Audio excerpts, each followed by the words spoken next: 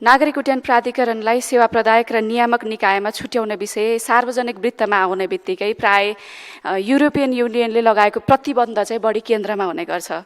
तर सभामुख महोदय, यो प्रतिबन्ध हटाउनु पर्ने आवश्यक छ। यो प्रतिबन्धको विषय पक्कै पनि सबैको चासोको विषय हो।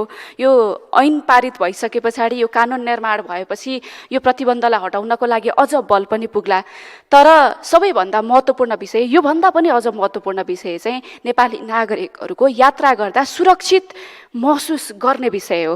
नेपाली नागरिकहरूले हवाई यात्रामा सुरक्षा गर्दाखेरि सुरक्षित महसुस गरेका छन् कि छैनन् भन्ने कुरा, त्यो कुरा चाहिँ प्रधान विषय हो। त्यस पछाडि अन्य विषयहरू, प्रतिबन्ध हटाउने लगायतका विषयहरू हुन्।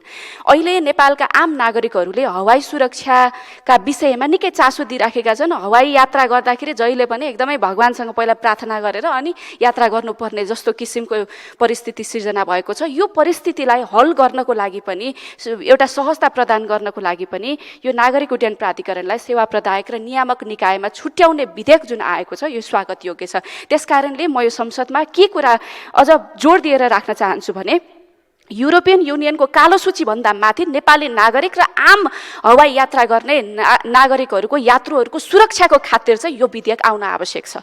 त्यसकारणले गर्दा मैले यो विषयलाई जोड दिएँ। किनभने सभामुख महोदय, जहिले पनि सार्वजनिक वृत्तमा यो नागरिक उड्डयन प्राधिकरणलाई सेवा प्रदायक र नियामक निकायमा छुट्याउने भन्ने बित्तिकै युरोपियन युनियनको दबावमा चाहिँ यो विषय आएको हो भन्ने किसिमको चर्चाहरू पनि कहिले कहिले सुन्ने गरिन्छ।